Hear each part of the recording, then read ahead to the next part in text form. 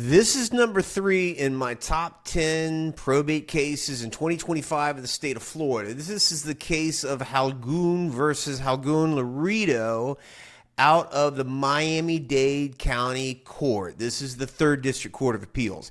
And what's interesting about this one, this is where probates cost a lot of money. This is where people complain about how expensive probate is, how long things take, how much lawyers get paid. Well, here's your case right here.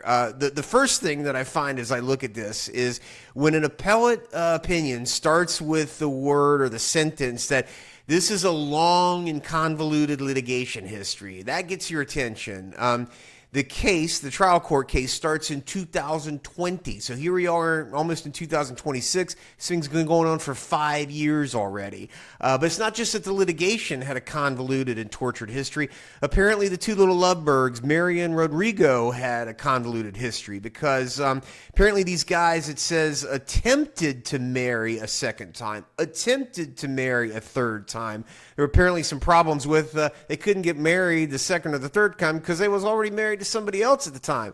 But these two little lovebirds were destined to get married come hell or high water. They're going to get married and they're going to share their little lives together. And apparently they did. They were able to do so. This is back in 1984, I guess, when they tried to get married initially. And they were there in 95 until he dies in 2019. But the deal here, this case is not about, what do you call it when somebody's married and they get married to somebody else? That's called bigamy. That's right. This is not a bigamy case.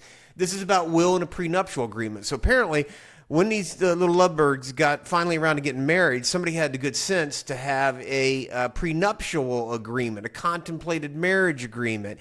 And so they drafted this agreement where the woman gave away all her rights. Well, fast forward to when her beloved died many, many decades later, and she's trying to take an interest in the estate. And the kids pop in, that'd be the kids of him, and they say, sorry, you signed that prenup deal and you don't get anything. And unfortunately for her, the appellate court found exactly that. It says, because Mary Ann lacks standing as a matter of law to contest the will based on valid and enforceable agreements that she undisputedly signed, we affirm the trial court's final summary judgment in favor of the children. So the lesson is this.